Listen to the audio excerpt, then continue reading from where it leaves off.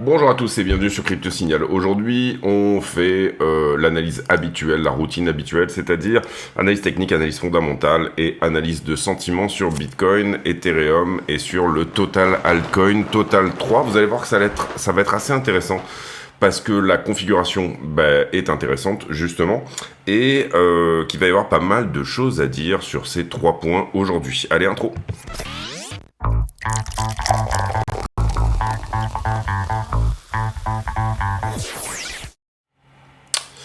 Alors, sur la structure, on va dire, de Bitcoin en 4 heures.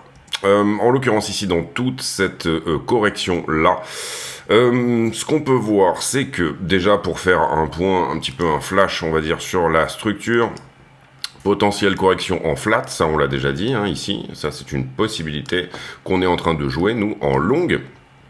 Maintenant, invalidation de tout ça, je dirais que si on perd 5900, on est quand même sur une invalidation quand même relativement forte, au sens où, du coup, on n'est pas vraiment dans la config qu'on souhaiterait, c'est-à-dire une continuation d'une weekly, on va dire, qui reste haussière. Hein. Ici, vous voyez que le creux majeur est ici.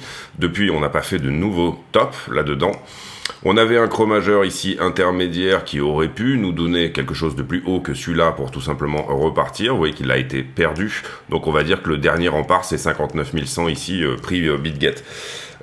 D'autre part, ce qu'on peut regarder également, c'est de se dire, bon, j'ai perdu ici cette trend, ok, je l'ai légèrement modifié pour avoir un petit peu plus de points de touche ici et je suis venu à la retester et je me suis fait rejeter.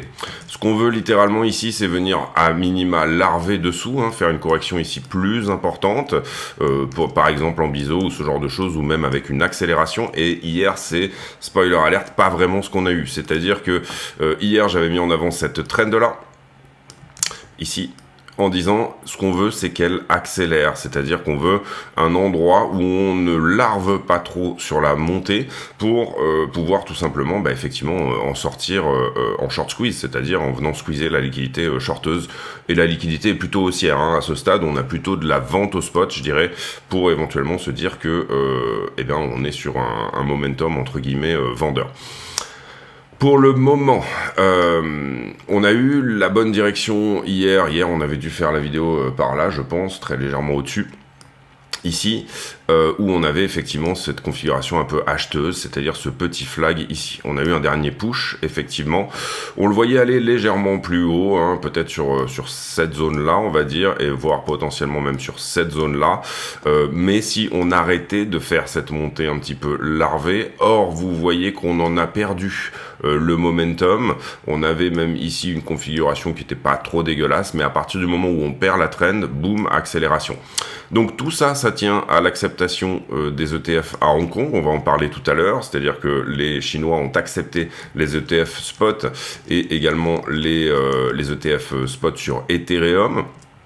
Maintenant, on perd quand même le momentum, cette montée était effectivement larvée, on peut peut-être se dire que c'était une forme de biseau, target d'un biseau c'est la vague 2, donc on a eu ici cette target, deuxième target c'est le bas du biseau, donc attention, on peut venir attaquer le bas ici à 59,9. Encore une fois, on l'a dit, on invalide sur la zone des 5900 littéralement cette structure en flat, ou en tout cas on estime que ça peut être plutôt une flat qui va plus bas ou un retest, vous le voyez ici, puisque c'est ce qu'on a dit également dans ce type d'élargissement là. Le problème c'est qu'on peut venir faire du ski un petit peu sur le bas là, et ensuite se reprendre, puisqu'on a parlé ici d'un élargissement à angle droit. Un élargissement descendant à angle droit sur structure de sommet. Ce qu'on veut voir à ce stade pour rester haussier, c'est déjà bien évidemment de ne pas perdre le bas ici. Hein. On a le droit de venir chercher quelque chose dans cet imbalance là et c'est pas un problème, à savoir les longueurs retardataires un petit peu. Mais ce qu'on veut voir à ce stade, c'est que c'est une forme de continuation. Même si on était sur une correction, je dirais haussière, on veut que cette correction nous emmène plus haut, nous donne cette forme d'élargissement de manière à venir sortir les shorts tout simplement. Donc pour l'instant je vous ai mis ici la distribution la moins agressive, on peut voir ici, donc du coup ça on l'a dit, on a perdu une forme d'accumulation. Ce qu'on veut voir ici également, c'est qu'on vient casser toutes ces distributions là. Vous savez on en avait une deuxième plus agressive ici qui vient d'être cassée. La mauvaise nouvelle, on va dire, sur les niveaux, c'est que si je me mets en 4 heures, on avait un peu ce dernier rempart ici également, c'est-à-dire que ce niveau 4 heures-là n'avait jamais été percé. Vous voyez ici, on fait une énorme mèche en dessous, mais on se récupère directement sur le 4 heures. Et là, en l'occurrence, vous voyez qu'on vient de s'installer en dessous. Donc ça, c'est un problème, entre guillemets. Il va falloir qu'on prenne ce niveau et qu'on le décale plus bas, ce qu'on n'avait pas nécessairement envie de faire, puisque là, on avait un joli support. Donc en l'occurrence, ici, ce qu'on peut dire, c'est que le 1 heure qui se trouve ici, niveau 1 heure, il est perdu. On le voit très bien déjà sur le 4 heures. Et ce 4 heures-là, on est obligé de le descendre, ce qui n'est jamais un bon signe, d'accord ? Donc voilà un peu déjà l'idée. Hier on était dans le bon sens mais pas avec les bonnes targets en fait sur l'approbation des ETF spot. D'abord une bonne nouvelle, donc on fait de la hausse effectivement, et puis ensuite un sell de news. Le sell de news est apparu finalement au retest de cette trend rouge qui a très très bien tenu. Donc dans l'idée, et à partir de là, vraiment, c'est, je pense, ce qu'il faut envisager. On se fait rejeter par cette zone-là, ok ? Pour le moment, je dirais que intraday, tout short est possible à la perte de chaque trend. Pourquoi ça ? Parce que, on l'avait dit hier également, impulsion, correction, impulsion, correction, impulsion, correction, peut-être impulsion. La seule chose dont qu'on veut voir ici, c'est que cette zone soit à nouveau rachetée, tout comme elle l'a été ici et tout comme elle l'a été ici finalement. C'est-à-dire que les 60K soient systématiquement rachetés. Et en l'occurrence, ce qu'on peut voir ici en ce moment, c'est finalement des gros achats sur la zone des 60 qui potentiellement correspondent à des gens qui se disent j'achète du Bitcoin et je le garde. J'ai fait une analyse hier Glassnode pour les affiliés, une analyse en vidéo privée, qui montrait que d'une certaine manière, on a un comportement quand même de hodl qui est assez fort. Très légère vente au niveau des bitcoins qui sont détenus depuis plus d'1 an, mais au niveau des bitcoins qui sont détenus depuis plus de 3 ans, un comportement de hodlers qui est extrêmement fort. Donc, on a un bitcoin qui va être acheté comme une réserve de valeur, entre guillemets, ou en tout cas holdé comme une réserve de valeur, plutôt des gens qui veulent accumuler assez fort certaines zones et certains points, et à l'inverse, on a un Bitcoin qui est tradé, c'est-à-dire par les short-term holders, et c'est à la fois le problème qui crée la non-solution à cette histoire. Ce que je veux dire par là, c'est que si jamais vous avez un comportement achat sous-entendu, j'achète et je hold, qui va être un comportement de réserve de valeur, donc de je détiens à très long terme, je vais détenir cet asset pendant plus de 3 ans, et en ce moment c'est à peu près 45% de la supply qui est dans ce cas-là, et plus de 1 an on doit être autour de 65-70%. Il faut bien comprendre que étant donné que les carnets d'ordre sont vides, puisque j'achète, je mets sur un cold wallet, mais je ne suis pas présent à la vente sur les exchanges, à la vente plus bas ou quoi que ce soit, c'est le comportement des traders, donc des short-term holders, qui va faire le prix. Étant donné que les carnets d'ordre sont vides, les carnets d'ordre sont vides à la baisse comme à la hausse, d'accord ? C'est-à-dire que on peut très bien pousser très fort dans un sens, mais dès que le contexte de trading se prête plutôt à de la vente, à ce moment-là, on a des poussées très forts plutôt dans l'autre sens. Avec certes des achats, ici en ce moment c'est la zone des 60K qui est plus ou moins plébiscitée, mais donc qui arrête le prix, mais qui va gagner entre les deux, d'accord ? Vous comprenez ici que c'est un petit peu la question. Donc, un comportement de trading qui se trouve plutôt proche d'un asset comme le Nasdaq, et un comportement de holding qui se trouve plutôt proche d'un asset, on va dire comme l'or, pour simplifier, quoi, d'accord ? C'est la baston entre les deux ici qui va donner la direction. Vraiment pas une bonne nouvelle de perdre le niveau 4 heures qui est ici. Le bas peut être attaqué étant donné qu'on est monté en biseau ici. Maintenant, ce qu'on veut voir, c'est que la première target d'un biseau, c'est la vague 2. On veut pas nécessairement voir que ça vient chercher en dessous. Si ça venait à chercher en dessous, encore une fois, on ne veut pas perdre ce creux-là. Que ça soit dans une time frame 5 minutes, 1 minute, c'est pas tellement la question. C'est on ne veut pas que la structure se retourne même momentanément. On veut que cette mèche-là soit la mèche ultime qui tient tout le mouvement. Si jamais on dégage en dessous, ça n'est pas une très bonne nouvelle. Alors, sur Bitcoin, on a souvent des petites surprises, c'est-à-dire qu'il vient nous pêcher sous la structure. Il vient attraper la liquidité là ici en dessous et derrière il se reprend extrêmement bien. Mais pour le moment, on ne connaît pas le delta ici. Je dirais que 55, 58 peut être le delta. Maintenant, on continue à jouer ici, pour moi, le caractère d'une flat. C'est-à-dire que pour le moment, on a pris des positions qui ont été déjà en grande partie dérisquées à 200% de profit. On l'avait pris ici sur cette zone des 61 à peu près. On a dérisqué à 200% de profit. Du coup, la position est dérisquée totalement. On va aller accepter ici d'aller soit venir chercher le bas de cette position, en l'occurrence nos points d'entrée, soit même carrément venir défendre en dessous, et ce jusqu'à 59 100, d'accord? Donc augmenter la position dans cette imbalance là. Bon, pour le moment, c'est ma manière de voir les choses. On va voir que il y a des choses intéressantes quand même qui se mettent en place. Notamment ici, je trouve que Ether s'est pas trop mal comporté sur cette baisse de Bitcoin de 3-4 000 dollars. Pourquoi ça? Probablement ETF spot accepté effectivement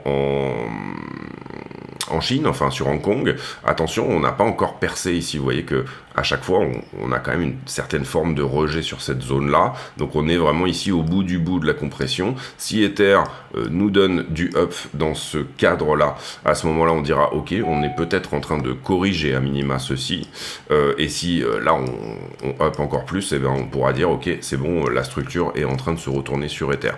Donc sur Ether, ne surtout pas perdre l'accumulation qui est là et péter la distribution qui est là voudrait dire ok, Ether est peut-être en partie en train de nous donner, et là on est sur Ether contre Bitcoin, bien sûr, vous l'aurez compris, quelque chose d'intéressant. Pour le moment, le prix ne sait pas quoi faire. Le prix ne sait pas quoi faire parce que on a ce qu'on appelle un élargissement symétrique de sommet, figure d'indécision et figure de stress. C'est-à-dire que c'est une figure d'expansion, hein, c'est la même chose un peu qu'une figure de contraction si on était en triangle. Là, en l'occurrence, on fait une figure d'expansion sur le top. En général, ça casse plutôt en haut, mais c'est une très mauvaise figure au sens où on doit être, je pense, autour des 56% si je me trompe pas de cassure haussière, donc c'est un peu du coin flip, c'est un peu du 1 sur 2, d'accord. Si jamais on casse, la target est pas énorme ici, hein. Vous voyez qu'en gros ça nous donne à peu près revenir sur cette zone là, on n'est pas non plus sur une target annoncée pour péter la structure, d'accord. Dommage parce que pour le coup il nous donnait plutôt des impulsions là ici sur ce moment là, et puis en fait finalement il nous fait une figure corrective et il vient pas casser la distribution, il nous donne une nouvelle impulsion, correction, impulsion, et là on a quand même l'impression que cette montée a plutôt l'air corrective. Il n'y a pas d'accélération, donc attention à ça, on peut venir enfoncer à nouveau sur Ether contre Bitcoin. C'est une zone un peu d'indécision sur un petit peu tout. On n'a pas accéléré, donc c'est ce qu'on aurait voulu voir. On aurait voulu voir une accélération. Un peu la même chose sur Ether contre le dollar, où vous voyez qu'on a cette figure en montée ici qui ressemble à un biseau également. Et pour le coup, on la perd par le dessous. En l'occurrence, vague 2, ça serait un petit peu plus bas, 2911. Personnellement, je touche pas Ethereum avant 2007 pour le moment. C'est peut-être une bêtise, hein, il n'y a pas de souci avec ça, mais pour le moment, voilà, je préfère pas trop toucher. Ce qu'on peut voir ici et en ce moment, c'est que quand même, on a peut-être un petit début de quelque chose sur Ether, puisque Ether BTC, c'est pas outre mesure déprécié sur ce dip sur Bitcoin. On a plutôt eu du dip Bitcoin, mais un peu moins du dip sur Ethereum. On le voit aussi sur les alts, et c'est pour ça que je parlais de configuration intéressante tout à l'heure. Total 3, voilà.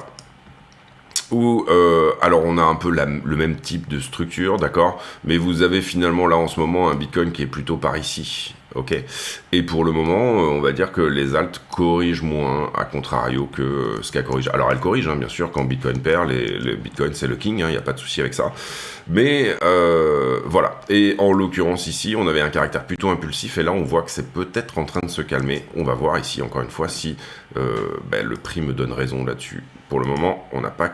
Ah, on a très légèrement entamé. Il est possible que les altes se reprennent un petit peu.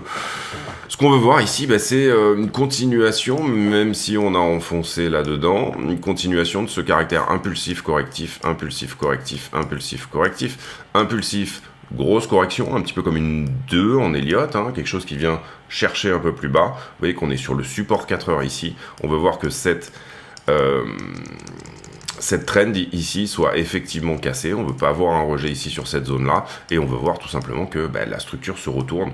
Et sous-entendu, ici, on a quand même une jolie pulse de retournement. On va appeler ça comme ça, bah, si on vient à péter cette résistance-là. Et bah, bien sûr, on met en place un W, etc. Toutes ces choses-là. Donc, structure de retournement par excellence. Donc... Je dirais que à ce stade, on a touché des très belles zones sur les altes. Maintenant, ce qu'on veut voir, c'est que le caractère impulsif soit vers le haut et le caractère correctif soit vers le bas. Exactement ce qu'on a eu dans cette petite structure-là. On a la correction de cette fameuse structure-là, donc on veut voir 1, 2, 3, 4, 5 et ainsi de suite. D'accord ? On veut surtout pas voir, et bien finalement, une continuation de ça. Hein. Je reprends un caractère impulsif et je viens perdre le bas. BTC dominance.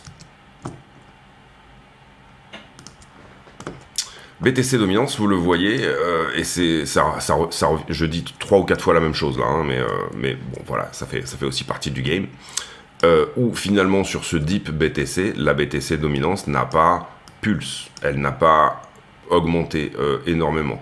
Et on voit potentiellement peut-être le caractère correctif là-dedans aussi de cette hausse. Donc, et là c'est pareil, si on veut laisser de la place aux altcoins, on veut se dire que ça c'était le top, et finalement on veut littéralement ne surtout pas venir retester ça. Et vous voyez que là on est... Moi j'aime bien parce que j'adore d'ailleurs ce job, j'adore le trading parce que il y a toujours un moment Nutella à comprendre un petit peu. Il y a toujours quelque chose qui nous donne un point magique. Vous voyez qu'aujourd'hui je fais la vidéo à 9h, je pourrais la faire à 15h, il y aurait toujours quelque chose à dire et il y aurait toujours quelque chose à dire ou sous-entendu, surveillez ça parce que c'est important. Donc là en l'occurrence, ben, pour le moment, attention, on réussit le retest hein, du range précédent, là où avant finalement BTC nous a donné quoi? Nous a donné cette vallée. Cette vallée est censée protéger la jambe qui est là, dans l'intention haussière, hein, et là c'est de la pure price action. Si j'enfonce cette vallée, je m'autorise à venir attaquer toute cette jambe, ou jusqu'à cette vallée suivante, ici, et si jamais on l'enfonce jusqu'à cette vallée suivante, et si jamais on l'enfonce jusqu'à cette vallée suivante, ok?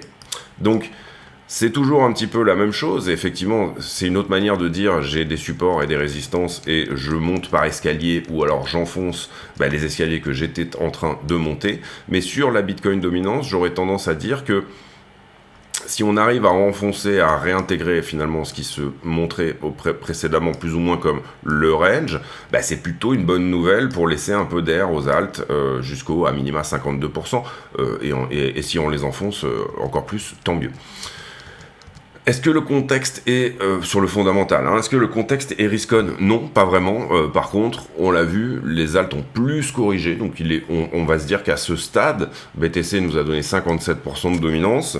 À ce stade, il est possible qu'à minima de jouer, pas une micro-alt season, mais un retour sur cette trend-là, par exemple. Hein, hop, je me mets en 4 heures. Cette trend-là qui finalement, pour le moment, tient juste sur toute cette montée-là. Donc là, j'ai eu un plus haut, j'avais un plus bas ici. Si j'ai un plus haut ici, est-ce qu'on ne reviendrait pas aux 54% de dominance? Donc intraday, une belle journée pour les alts, 2, 3, 4, 5 jours, 6 jours de bonté sur nos altcoins.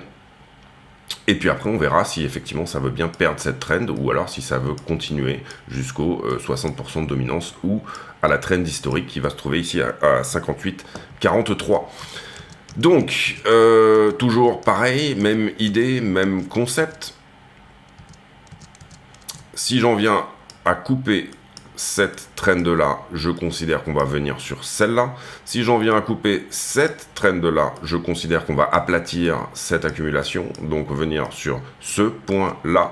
Mais si jamais on veut bien ici enfoncer plus sur la Bitcoin dominance, à ce moment-là, la perte de cette trend, tout en respectant une forme de tendance haussière, finalement peut aller jusqu'à ce creux-là, vous l'aurez compris. Le support ultime, ici, si on perd la trend qui est celle-ci, est là. Si j'enfonce ça en plus, alors là, c'est bon, c'est champagne. Sur les alts, hein, j'entends. Puisque je retourne la structure, ok. Voilà pour la Bitcoin dominance. Stablecoin dominance. Alors, stablecoin dominance, attention, pareil, caractère correctif ici. Je fais un caractère impulsif plutôt vers le haut, donc continuation de ceci. C'est pareil, ce qu'on veut voir maintenant, c'est que ce caractère correctif devienne vers le bas, plus que vers le haut. C'est peut-être un petit peu ce qu'on a là-dedans. Pardon, c'est l'inverse, ce que le caractère correct... Oui, c'est ça, oui, exactement, pardon. En l'occurrence, là, je vois plutôt une impulsion là-dedans. Donc c'est pareil, attention, sur la stablecoin dominance, on est sur quelque chose qui nous dit plutôt qu'on pourrait venir sur ces zones-là, à savoir les 7% qui n'ont pas encore été touchés pour le moment. Ce qu'on voulait voir ici, c'est une continuation de cette baisse-là, et c'est ce qu'on veut toujours voir, donc attention à ne pas perdre ça, parce que sinon on va juste ici. Et puis, attention à ne pas reprendre du caractère impulsif vers le haut, comme ça a été le cas ici. On veut que cette montée-là se larve, un petit peu ce qu'elle est en train de faire ici, c'est ce qu'on veut voir, qu'elle refuse sur ces points-là, la résistance que vous voyez là, et qu'elle enfonce. Maintenant, c'est ce qu'on veut voir, d'accord? Donc, vous comprenez que l'analyse est assez mitigée aujourd'hui. On va aller voir la liquidité et les news, histoire de se placer par rapport à ça. Pour le moment, et c'est un peu la même chose sur la stablecoin dominance, qu'on veut voir baissière. Hein. Vous comprenez bien ici que ce qu'on veut voir, c'est une stablecoin dominance qui soit baissière. Pour le moment, on a eu effectivement cette structure de retournement ici, qui a pris forme ici. La stablecoin dominance nous a du coup, et en plus elle réussit un petit peu son retest ici, ben, nous a finalement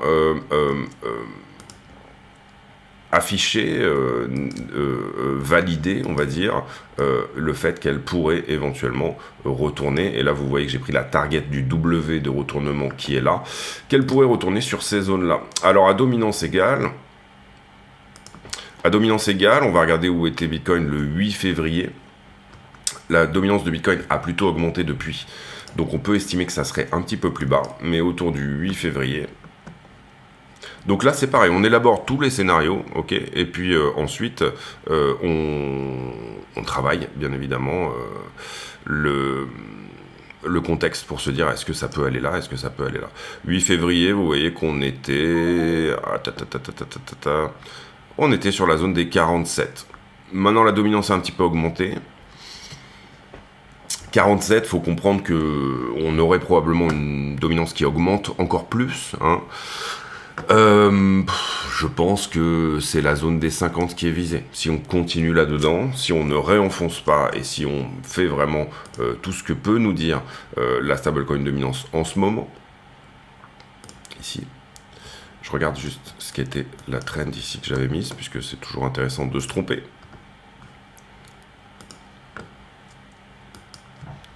D'accord, alors là j'ai juste USDT et USDC hein, sur cette charte-là. Et en l'occurrence, on avait ici le bas de cette distribution qui a été perdu là. Ensuite, il a refusé. Ensuite, il a réenclenché. Là, on a réussi à le dépasser et il vient de retester. Donc, c'est un petit peu la même chose. C'est-à-dire, ce qu'on veut voir là pour le coup, c'est que ça a reprennent, hein, enfin repasse sous tout simplement cette distribution-là, ou alors au moins nous donne une latéralisation. Donc, attention, stablecoin dominance, c'est pas joli. Depuis hier, d'accord? Hier, on avait une jolie baisse. On voulait que ça réintègre, c'était peut-être en train de réintégrer. Malheureusement, ça prend sur le support bleu et c'est peut-être en train de nous donner quelque chose qui marque une continuation, d'accord ? Cela dit, stablecoin de Binance également, il se trouve que si on a ici une forme de structure de retournement, on va dire, ici vous le voyez, retournement vers le haut, hein, j'entends, on peut pour le coup se dire, se prendre à dire que, attention, Bitcoin peut aller sur la zone des 50. Pour le moment, on voit quand même les holders racheter systématiquement la zone des 60, donc c'est ce qu'on va privilégier quand même. C'est-à-dire que on va privilégier quand même cette idée de la flat, ok ? Maintenant, si on a maintenant les signaux qui vont nous dire que éventuellement cette flat est sur des endroits, sur des zones où elle peut être mise à mal. Donc on va essayer de travailler ces signaux avant le reste. Ce qu'on veut voir ici clairement sur la stablecoin de Binance, c'est la perte de l'accumulation qui est là. Pour le moment, vous voyez qu'on est plutôt au retest du haut de cette accumulation, mais que on a des signaux qui sont pas extraordinaires, au sens où on n'a pas réintégré ça, d'accord ? Donc ça sous-entend quand même une forme de peur sur les marchés. Maintenant, le contexte est excellent. On le voit ici, on va dire que ça s'est un petit peu calmé, mais au niveau du mint USDT, il y a quand même de l'achat. Il y a eu du gros mint de 107 ici. Vous voyez, il y a eu plus d'1 milliard de mint encore une fois dernièrement. Là, on est en 1 heure. Il semblerait que ça se calme sur le mint. Donc ce qu'on veut voir ici, encore une fois, c'est que les bons fondamentaux qu'on a en ce moment, mauvais contexte géopolitique, certes, mais fondamentaux sur la partie Bitcoin qui sont pas trop mauvais, notamment, et ça pour moi c'est une news quand même assez majeure, avec le monde de l'Orient qui s'ouvre aux ETF spot Bitcoin et Ethereum. Et pourquoi Ethereum c'est important ? Parce que il se peut que, puisque maintenant je crois que c'est le 23 mai la deadline pour les ETF spot aux États-Unis sur Ethereum, il se pourrait que ça mette un coup de pied dans la fourmilière, au sens où Ethereum a été accepté plus ou moins comme qualifiable sur des ETF à Hong Kong. Et il se pourrait que les États-Unis se mettent à réfléchir, et c'est vraiment du conditionnel ici, se mettent à réfléchir, à se dire est-ce qu'on n'est pas en train de louper un train ? Est-ce que finalement sur fond de régulation, etc., si on redonne encore 3-4 mois de latence aux ETF spot sur Ethereum, on n'est pas en train de louper un petit peu ce train-là, et finalement le train serait pris pour le coup par les Asiatiques. ETF spot Bitcoin, attention, les afflux d'hier nous ont donné plutôt de la sortie sur GBTC, 110 millions, et nous ont donné une entrée plus faible sur BlackRock, 80 millions. Ça nous donne un outflow de 36 millions, c'est pas beaucoup, c'est proche de la neutralité, mais c'est pas du tout une bonne nouvelle qu'on ait en ce moment des sorties sur les ETF spot. Encore une fois également, Solana qui déploie sa nouvelle mise à jour pour résoudre le problème de congestion du réseau. C'était un vrai problème sur Solana, c'est pour ça qu'il a quand même beaucoup corrigé. Je ne sais plus combien il a pris de pourcent sur cette correction, mais il n'était pas sur une très bonne session, au sens où il y avait beaucoup de congestion du réseau, beaucoup de transactions qui ne passaient pas. Et là, apparemment, ils ont une mise à jour qui est censée résoudre tout ça. J'en profite pour vous dire de ne pas hésiter à vous abonner, activer la cloche des notifications, mettre un like sur la vidéo, éventuellement si le contenu vous plaît, cliquez sur le bouton rejoindre sous la vidéo qui, moyennant une cotisation de 10 € par mois, vous permettra de voir une vidéo supplémentaire par jour. Tous les bénéfices de la chaîne sont reversés à Mécénat Chirurgie Cardiaque. Les liens d'affiliation également, donc que ce soit sur BitGet, Bybit, Qcoin. Et je suis en discussion avec un nouvel intermédiaire, un nouveau partenaire pour éventuellement rajouter un nouveau partenaire dans la boucle. Les chefs de guerre d'Israël qui ne se croient pas les uns les autres. Donc là, on va voir ce que ça va donner de ce côté-là. Un cheval de Troie chinois sur le territoire des États-Unis. J'ai pas lu cet article, mais il se pourrait que dans le minage du Bitcoin, trop de Made in China, etc. Il y a peut-être ici des... étant donné que Bitcoin avait été banni en termes de minage de la Chine, on a beaucoup de machines chinoises, donc aussi du coup de propriétaires chinois de machines qui ont monté des petites boîtes aux États-Unis, puisque vous comprenez que leurs machines étaient caduques, on va dire, en Chine. Et là, en ce moment, on a quand même un minage Bitcoin qui est extrêmement nord-américain, dû au ban du minage sur la Chine qui avait eu lieu autour de mars 2021, si je me souviens bien.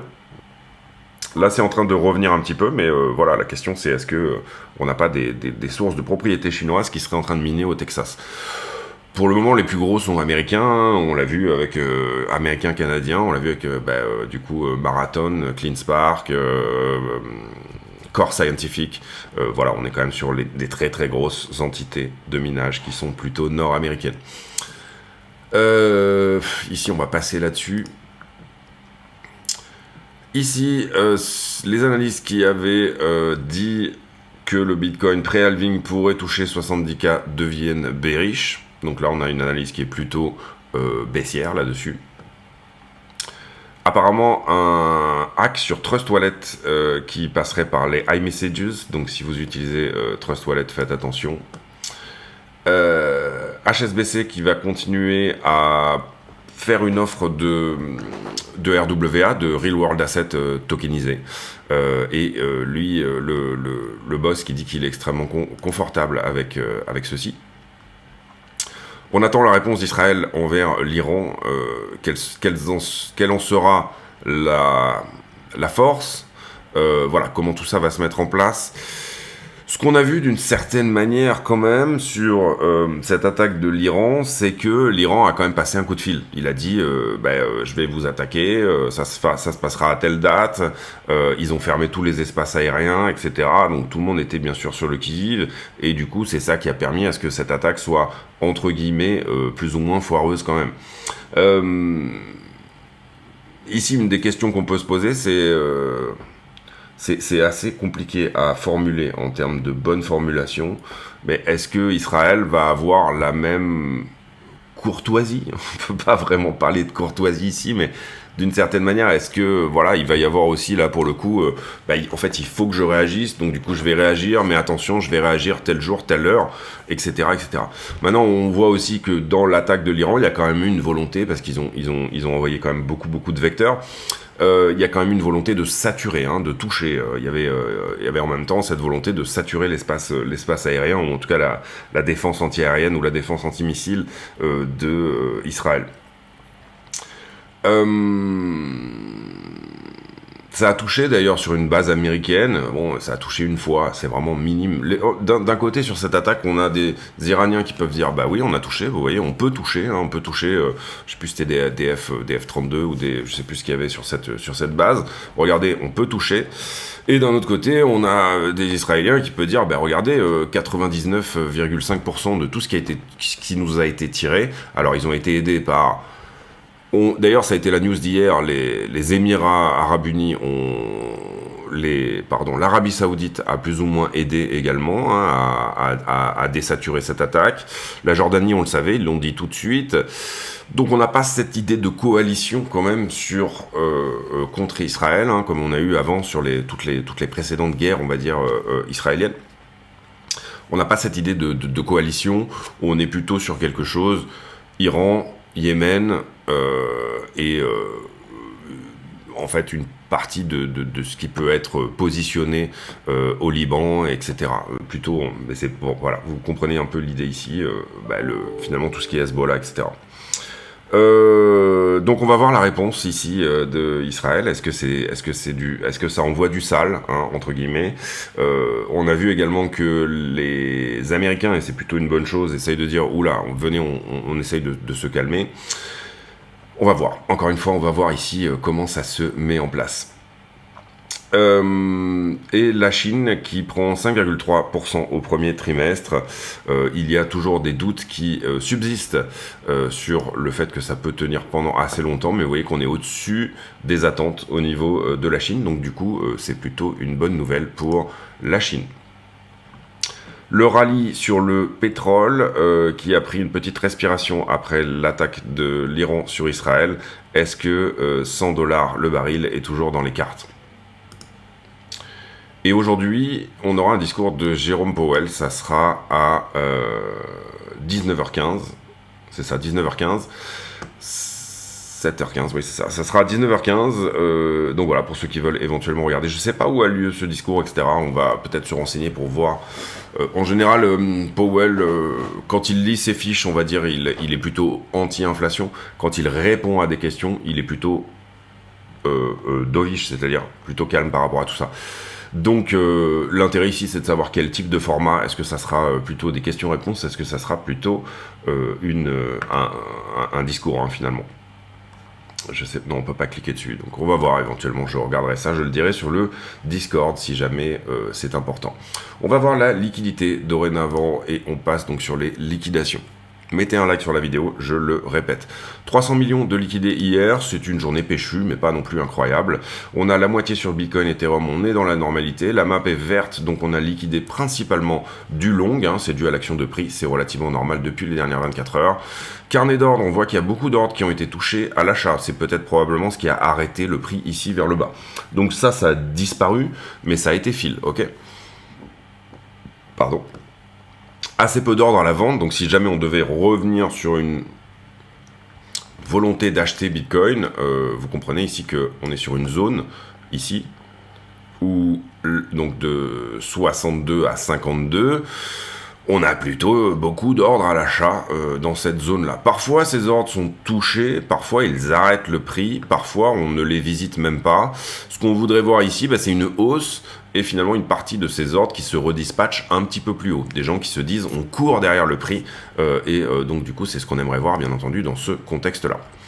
En termes de marché en levier, vous voyez qu'on est revenu à la borne basse ici en termes d'open interest, hein, de nombre de contrats ouverts sur les marchés en levier.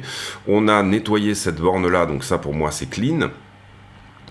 Demande spot qui est pas génial, des spreads négatifs, ça c'est pas très bon, ça veut dire que on est quand même sur un endroit où les shorters ont plus le momentum.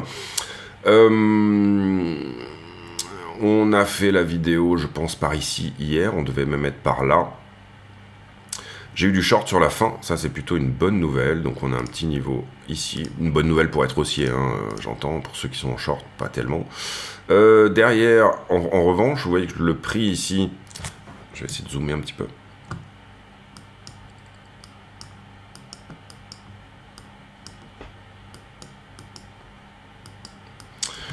Ici, qu'est-ce que j'ai? J'ai un prix qui est à la diminution, en tout cas surtout le début de ce mouvement. Et par contre, j'ai un funding qui augmente. Donc on voudrait voir ici plutôt de la liquidation de longue, donc un funding qui va vers le bas. Qu'est-ce que ça veut dire? J'étais relativement longué sur la zone des 66 et c'est désormais nettoyé. Ensuite ici, j'ai l'inverse, un funding qui descend et un prix qui descend, donc j'ai un point de short à venir prendre ici. Après ça a pas mal bataillé hein, sur cette zone là, là j'ai l'inverse, bon pour le moment on peut estimer que ça a été nettoyé puisqu'on est allé plus bas. Ici j'ai encore un niveau de short à venir chercher.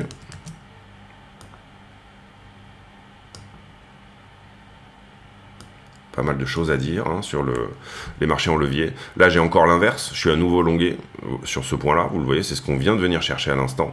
Ici, j'ai à nouveau l'inverse. Donc, on peut estimer qu'il y a quelque chose à venir prendre. Et là, c'est ce que le prix est en train de faire. Hein.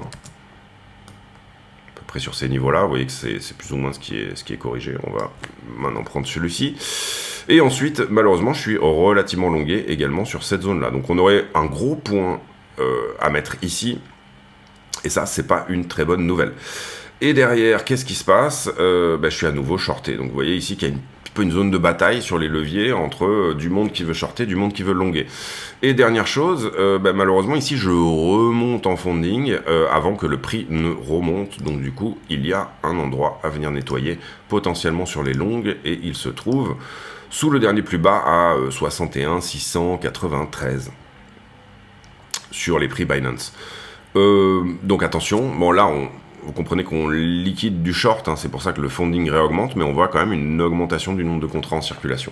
Donc par rapport à ça, bien évidemment, on sera extrêmement attentif. Donc on a à la fois un phénomène d'être effectivement shorté quand le prix descend, mais on a aussi un autre phénomène qui est de dire on a quand même du monde qui veut rentrer long à chaque fois qu'on dip, d'accord? Et c'est ça qui donne un petit peu le côté mitigé du funding. Les bulles de liquidité, on y verra peut-être un petit peu plus clair en regardant ce qui se passe sur iBlock. Plus grand chose en bas. un petit peu, hein, il y a une petite poche de liquidité, mais plus grand chose en bas. Pas beaucoup de liquidité intermédiaire pour connecter. Vous voyez que nous, dans notre funding, on avait mis un niveau à peu près par ici. En fait, sur iBlock, en tout cas, il n'est pas incroyable. Pas de très grosses liquidités shorteuses comme on avait eu là. Pour le moment, on a plutôt une multitude de petites positions qui se met en short. Un delta qui est toujours en faveur des longueurs. Bon, c'est normal, on a eu une action de prix qui est baissière. Donc ça, il n'y a pas de surprise de ce côté-là. Sur Ethereum, même délire, petite poche de liquidité en bas. Assez... Je suis bien sûr... non, je ne suis pas sur Ethereum, donc effectivement...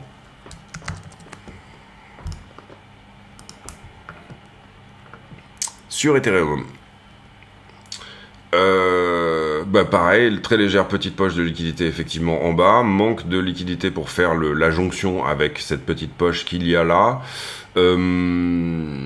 Assez peu de monde ici sur ce dernier mouvement, pourtant on se reprend vers le haut. Voilà, on a à peu près la même substance en termes de liquidation que ce qu'on avait finalement là-dedans. En tout cas, qui se met en place pour le moment. Derrière, j'ai un delta toujours en faveur des shorters, c'est-à-dire plutôt en faveur d'une action de prix qui soit éventuellement haussière. Quand je regarde la 7 jours en termes de heatmap, on traîne un petit peu sur zone là, et donc du coup, on enclenche des poches en dessous. Elle a été visitée, cette poche, vous voyez qu'il reste éventuellement quelque chose à venir prendre à 61 dorénavant. Et éventuellement sur le bas à 59,7. Beaucoup de liquidités en haut, on le sait. Hein. Si on a pris 3 milliards vers le bas, ça veut dire qu'il y a aussi plusieurs milliards à prendre en short squeeze. Maintenant, vous le voyez, on est sur une zone neutre. Donc on peut éventuellement se dire... qu'il y a la même chose ici que ce qu'il y a là, en tout cas plutôt sur une map un peu plus grosse, hein, puisque ici il faut tenir compte des traders de position. On va même aller voir ici tout ce qu'on a en termes de news. Là concrètement il faut se dire que vous avez la même chose là-dedans que ce que vous avez là-dedans en termes de milliards ouverts. Donc voilà un peu l'idée. La question ici, c'est est-ce que l'action de prix va permettre d'une certaine manière à venir toucher les 50, ou alors est-ce qu'on tient effectivement cette flat et qu'on arrive à péter en haut pour aller prendre le reste des shorters. Sur ce dip là, on a quand même fermé du shorter de position, on a vu qu'on est venu faire un tour dans le négatif, etc.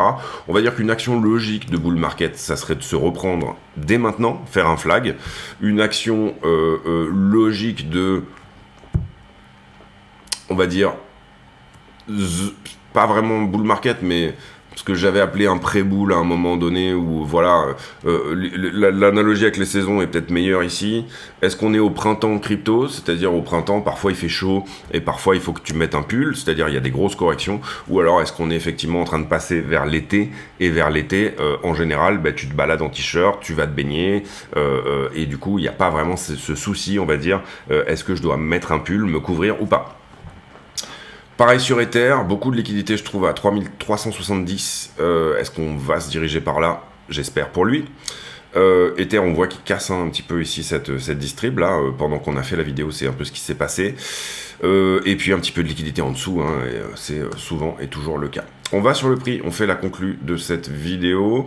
On va voir si ça a bougé niveau structure en petite TF. On va se mettre direct sur du 5 minutes. Alors, pour le moment, il nous a pas pris la distribution que nous, on voudrait voir casser. Il est à peine revenu ici dans l'imbalance. Pour le moment, il tient son 4 heures. Hein, ici, celui qu'on vient de descendre. Hein, donc attention, c'est une mauvaise nouvelle. Il est plutôt ici sur résistance. Est-ce que... est-ce qu'on a autre chose? On a un petit quelque chose en 1 heure, je dirais. On va même essayer d'aller le chercher en 5 minutes, histoire d'avoir des...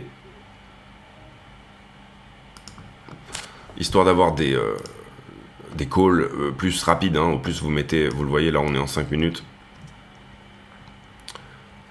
Voilà, 5 minutes, on a ce joli niveau qui, pour le moment, est en train de tenir. C'est pas incroyable non plus, hein. Ça reste du 5 minutes aussi.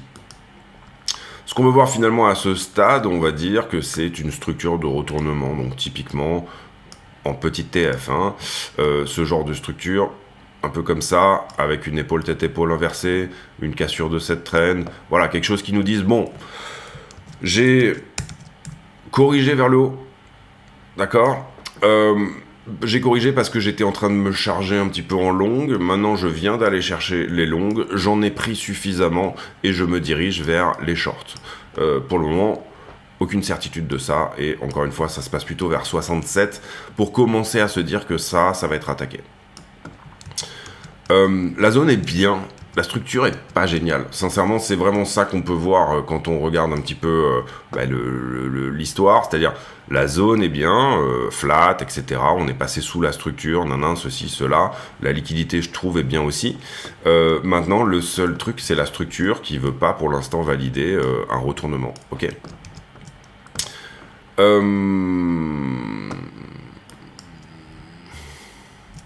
Ça, c'est plutôt vendeur, en 5. D'accord. On vient de le réintégrer, donc c'est plutôt une bonne nouvelle. Mais ça, c'est plutôt le genre de structure qu'on n'aime pas trop voir. Si jamais on devait avoir l'analyse baissière intraday, hein, on serait sur quelque chose où on vient perdre le bas ou l'égaler, 59,5, d'accord. Pour le moment, bon, ça enfonce au moins le retest, hein, c'est déjà ça. Ça enfonce au moins le retest. Ce que j'entends par là, c'est que au moment où on perd ça, ben on arrive à repercer ici. Hein. Ça, c'est pas trop mal. C'est plutôt quelque chose qu'on a envie de voir sur ce type de contexte, on va dire. Et puis voilà, hein, concrètement, on veut que... Ça, c'est pas joli. Pardon. Ça, c'est joli. On veut que ça soit les descentes qui aient un caractère correctif et les montées qui aient un caractère impulsif. Ensuite, donc 5 minutes, je pense qu'on a fait le tour. Attention à ce niveau. Là, on est vraiment sur de la toute petite TF. Hein. On parle vraiment d'intraday ici. Attention à ce petit niveau en 5. Attention à cette petite traîne en 5 aussi. Il faut arriver à la préserver. D'accord. Arriver à préserver ça, éventuellement nous donner, et là du coup c'est la zone de combat de la matinée, hein, qu'on regarde là, éventuellement nous donner quelque chose comme ça. Si éventuellement je vois ces choses là comme un range, encore une fois, et là vous voyez que j'ai établi mes deux niveaux 5 minutes, niveau intéressant pour de l'intraday, hein, bien sûr. Concrètement, je vais venir regarder quand même où en est mon point de contrôle dans ce range. On est à peu près dessus, on peut pas dire encore qu'on l'a clearé, on n'a pas pris littéralement la liquidité qui se trouvait au-dessus de ça, on peut pas réellement dire qu'on l'a clearé non plus. Si on avait ici quelque chose qui se met en place et qui serait encourageant, ça serait ce type de double bottom optimisé.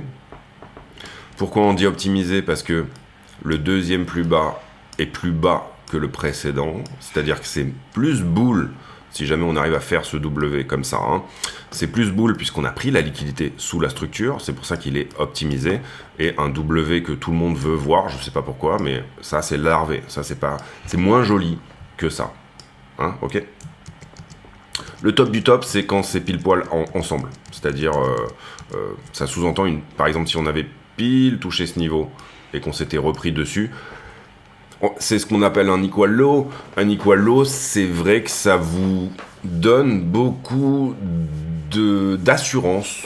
Ça vous donne plus d'assurance que quand à un retournement de la structure. Ici, quand c'est optimisé, vous comprenez que l'assurance, elle est minime, puisque on est dans une tendance baissière, d'accord. Et là, vous voyez qu'on n'a pas littéralement pris le top, hein, non plus. Donc du coup, et là on parle vraiment que du 5 minutes, mais c'est aussi de la méthode. Donc optimiser, c'est plus bull en termes de liquidité, mais c'est moins joli en termes de structure. Equal low, pour moi, c'est ce qui est de plus joli, malgré le fait qu'on crée une petite poche de liquidité sous le niveau, hein, quand on fait un equal low. Pour moi, ça annonce quand même un changement de tendance attention, hein, dans la time frame qu'on est en train de regarder. Hein. On n'est pas ici en train de dire changement de tendance, BTC va à 200 000 $ ou que sais-je. Pour le moment, il faut trader, lutter. Si vous utilisez des outils en 5 minutes, eh ben, ce sera du trade qui va se positionner sur la structure 5 minutes, d'accord, hein, ça c'est très important, c'est la base même, je dirais, jouer, lutter dans laquelle vous êtes. Vous pouvez jouer des runners, ça veut dire des reliquats de position, vous pouvez jouer des reliquats de position qui viennent chercher plus haut, chercher l'UT supérieur, mais pour le moment, vous devez théoriquement respecter ce que vous avez en termes de structure sous les yeux. Pour le moment, qu'est-ce que j'ai sous les yeux? J'ai une 5 minutes qui était haussière là-dedans, mais là on vient de perdre, vous voyez, le plus bas, donc je suis à peine ici sur finalement cassure de structure, mais j'ai pas la continuation de structure. Ce que je veux voir, c'est une continuation de structure ici. Et là, je pourrais me dire, ok, on est sur quelque chose en 5. Et vous voyez qu'en ce moment, il y a quand même pas mal de volatilité, c'est ça qui est agréable, hein. Pas mal de volatilité qui peut éventuellement venir à nous dire que même sur du 5 minutes, on peut, entre guillemets, prendre de l'argent rapidement. C'est ça que j'entends. C'est-à-dire, même sur de l'intraday, on a suffisamment de vol, je trouve, pour finalement s'amuser très largement, ne serait-ce que sur de l'intraday. Donc, à ce stade, j'ai une cassure de structure, certes, ici. J'ai pas la continuation puisque je perds le bas. D'accord ? Et ce que je veux voir, c'est qu'on tienne déjà ce qui se passe là. Voilà. En gros, en l'occurrence, et c'était un peu l'idée aussi d'avoir mis ce point comme ça. Comprenez ici que le point bas que j'ai mis ici, le point bas que j'ai mis ici, il correspond à quoi? Il correspond à une temporalité. J'essaie ici de... cette temporalité, elle nous dit que... si on tient le même momentum, la même hausse ici, et vous comprenez que ce que j'ai pris là, c'est la pente du mouvement précédent, à partir du point bas qu'on a fait là, c'est-à-dire que cette vague-là est aussi puissante que celle qu'on a eue depuis 40, à ce moment-là, théoriquement, il se pourrait que début juin, si on arrive, et comprenez que c'est bien ce que j'ai spécifié hier, et ça c'est très important, à casser le top, la distribution qui est celle-ci, à ce moment-là, on peut éventuellement, donc cette idée temporelle est extrêmement importante aussi, au sens où on veut faire la même vague, mais on veut aussi qu'elle ait la même puissance. En tout cas, c'est l'idée ici de se donner des horizons un peu temporels. Et donc si on doit aller à 115 000, concrètement vous comprenez que si on le fait de la même manière que ce push qu'on a fait de 39 à 74 avec la même intensité, maintenant que on a eu cette correction là, et à ce moment là il se pourrait que ça se passe au début du mois de juin 2024, donc c'est-à-dire dans un mois et demi. Maintenant, encore une fois, on est sur de la supputation pure et dure.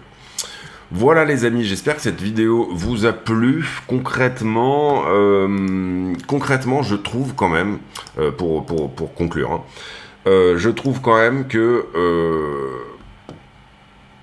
malgré une correction substantielle, le fait qu'on passe sous la structure, etc., et toutes ces choses-là, le mouvement haussier, si on en veut un, a du mal à se mettre en place. Je trouve également que le retest de cette trend foireux n'est pas une très bonne nouvelle. Je trouve que le fait qu'on ait perdu le 4 heures dans ce sens n'est pas une très bonne nouvelle non plus. Donc, ce que j'entends par là, c'est que on n'a pas des très jolies choses sous les yeux. On voulait voir ce momentum-là assez agressif continuer pendant encore un moment et clearer le point pivot des 68,2. Ça n'a pas été le cas, on a été rejeté par la trend, on a été obligé de décaler un niveau de liquidité qui pour nous était substantiel et qui se trouvait, je sais plus, il était par ici je crois, quelque part par là, ouais. On a été obligé de le décaler vers le bas, pas une très bonne nouvelle. Donc du coup c'est pas Jojo, on est bien d'accord là-dessus que, on va dire... sur du moyen terme, on veut que cette flat, elle tienne. Et pour l'instant, il nous faut la structure de retournement. Bon, là, il est 9h, peut-être qu'à 11h, on l'aura, je sais pas. Mais en gros, c'est pas Jojo. On n'est pas sur quelque chose de très folichon en termes de structure. Ce qu'on veut voir ici, c'est que tout ça ne soit pas trop correctif. On veut qu'en fait, ça ait plutôt ce genre de gueule.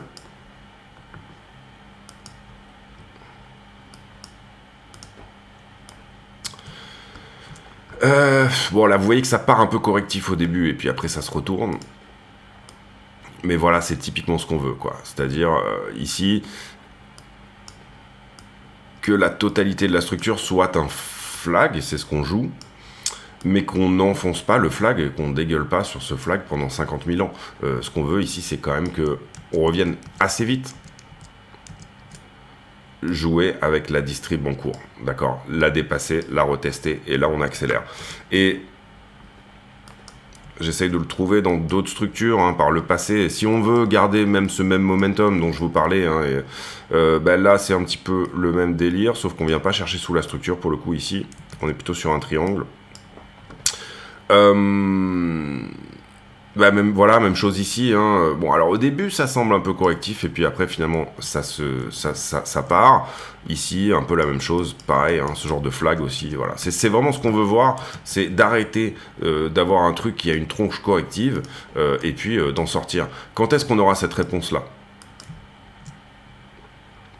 Quand est-ce qu'on aura cette réponse-là? Clairement, regardez.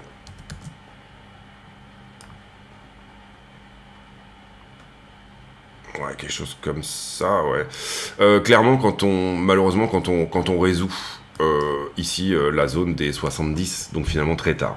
La question ici à se poser, c'est est-ce qu'il faut pas jouer encore une fois, c'est ce que je fais moi, hein, du long sur de la petite TF, prendre ses profits dessus quand même et laisser du runner aller en haut, puisque dans l'idée, encore une fois, on est quand même sur une 4 heures qui est corrective, qui est vers le bas, et on est sur une daily qui a changé de caractère.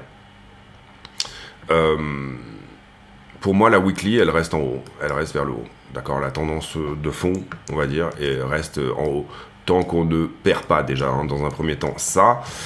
Auquel cas, du coup, c'est 50K et on se retrouve sur une weekly qui risque un petit peu de venir nous trouver plus bas. Est-ce que j'ai quelque chose entre maintenant et 50K qui peut tenir? Vous voyez qu'on a une belle imbalance là, et concrètement, c'est la zone des 56 à 57,5.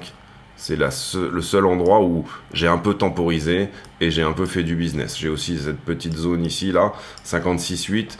Donc, si à un moment donné, on change de biais...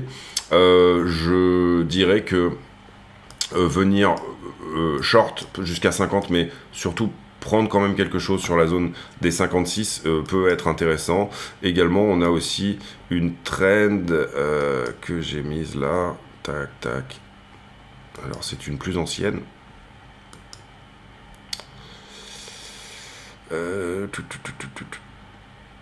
Ouais, on va la regarder là comme ça.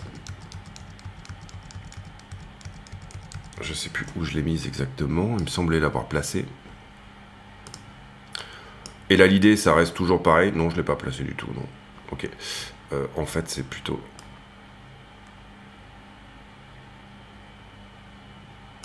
J'avais une trend rouge, j'ai accéléré, d'accord. Ici, quand je joins les deux plus bas qui sont là, j'accélère. Et donc du coup, cette trend là, elle se trouve à peu près dans les zones aussi, hein, des 50, actuellement, si on y va, admettons demain matin, 52, 53. Voilà un peu l'idée. On aurait aimé que ça continue comme c'était parti hier. On s'est fait rejeter par la trend précédente. Le prix est en train de prendre une respiration. Est-ce que cette respiration-là nous donne suffisamment de jus et on a du shorter, hein. Attention, vous l'avez vu ici. Ça, c'est bien, d'accord. Ça, c'est bien que dans ce type de structure, on ait quand même quelque chose. Sur iBlock, vous voyez qu'on n'a pas ces deux liquidités-là, hein. C'est étonnant d'ailleurs, parce que moi, personnellement, je les vois quand même de manière assez prononcée, mais on a quand même de la liquidité pour en short pour effectivement recorriger le tir. On veut voir que globalement ça casse vers le haut, soit par le côté. On l'a dit, ça c'est le momentum du mouvement précédent reproduit en bas du mouvement actuel, si on en est sur le bas, hein, bien évidemment. Donc on veut sortir de ce caractère correctif vers le haut. On veut un caractère impulsif vers le haut et un caractère correctif vers le bas. C'est-à-dire un short squeeze, hein, concrètement, avec une vraie demande derrière. Qu'est-ce qui vous donne ce type de move-là? C'est demande ETF, short squeeze, joli fonda, etc., etc. Pour le moment, on est sur une zone où c'est quand même relativement dégradé. Et tant qu'on, pour moi, ça c'est un peu mon critère du moment, hein, c'est ma trend daily du moment pour le coup. Tant qu'on ne repasse pas au-dessus, je suis pas extrêmement confiant. Tant qu'on se fait rejeter par ça, je ne suis pas extrêmement confiant non plus. Donc n'hésitez pas, je dirais, à prendre aussi les shorts quand ils se présentent à vous. Là en l'occurrence moi j'ai pas pris celui-là parce que j'attendais les choses un petit peu plus haut, j'attendais de voir des structures ici un petit peu plus haut. Maintenant voilà un peu l'analyse du jour et vous comprenez qu'aujourd'hui elle est potentiellement un petit peu mitigée. J'ai pour habitude en fin de vidéo de poser une question à la con, c'est-à-dire une question qui n'a rien à voir avec le prix du Bitcoin, mais qui nous permet de converser de choses et d'autres. Et la question du jour... Tiens, combien avez-vous, si vous avez déjà fait le compte de cousins-cousines? Personnellement, moi, j'ai jamais fait le compte parce qu'on est vraiment beaucoup, on est vraiment des lapins dans la famille. Mais voilà, est-ce que vous avez beaucoup de familles, on va dire, de par les frères et sœurs de vos parents? Par ailleurs, je vous laisse là-dessus. On se retrouve demain pour une nouvelle vidéo. J'espère que celle-ci vous aura plu. On a pas mal développé, encore une fois. Surtout la conclue, je crois. Hein. Je pense qu'on a fait une grosse conclusion. Malheureusement pour quelque chose qui effectivement est assez mitigé. Je reste dans l'idée, moi, hein, et c'est mon scénario privilégié, que c'était un flag et qu'on reste dans cette logique de structure haussière en weekly et pas de correction substantielle avant la zone des 90. Maintenant, je peux me tromper et bien évidemment, du coup, on fait attention à bien dérisquer ses positions. Et si on veut s'asseoir sur un trade de position, encore une fois, avoir quelque chose avec lequel on est confortable avec le risque. C'est un calcul du risque. Je calcule mon risque. Je prends ma décision. Et j'assume mon risque ou je ne l'assume pas. Si vous voulez faire que du gamble, vous pouvez. Et c'est votre droit. Et j'ai rien à vous apprendre de ce côté-là. Du coup, moi, j'ai rien à vous apprendre. Si vous voulez faire du trading, la manière de voir les choses, elle doit être vraiment en fonction de la structure, le fondamental, le sentiment, potentiellement le momentum. Moi, je l'utilise très peu, mais voilà, pourquoi pas. Et l'endroit où vous vous trouvez, la localisation, d'accord? Vous avez peut-être potentiellement des gens ici, et c'est leur psychologie qui ne cherche pas de trade de position avant que Bitcoin n'ait retouché les 30 000 $. Et pourquoi pas? C'est vraiment une manière de faire qui dépend de votre psychologie. C'est pour ça que je ne vous donne pas de call, parce que vous allez prendre un risque qui va être pas fonction de votre psychologie. Le trading doit se faire avec le trader. Il ne doit pas se faire avec des calls de quelqu'un ou quoi que ce soit. Ça n'a pas de sens en fait. C'est quelque chose qui est complètement stupide. Donc du coup voilà, moi je vous apprends ma manière de faire, elle correspond à ce que je fais, comment je le fais. C'est pas des gains qui sont incroyables non plus à l'année, mais par contre j'accuse très peu de pertes et j'en accuse, c'est vraiment relativement rare. Je fais des mauvais mois, ça m'arrive, mais pour le coup je suis plutôt voilà la fourmi que la cigale. On va dire que la fourmi peut vivre 100 ans ici, dans ce caractère-là. La cigale, on va lui donner un été, et puis basta. Bonne journée à tous, on se retrouve demain. Je vais maintenant faire la vidéo affiliée, je ne sais pas encore sur quoi, on va peut-être faire des altcoins, je vais peut-être aller sélectionner quelques altcoins qui sont sur des zones intéressantes. Utilisez le lien en description de la vidéo, etc. Et on se retrouve demain pour une nouvelle vidéo. Ciao, ciao.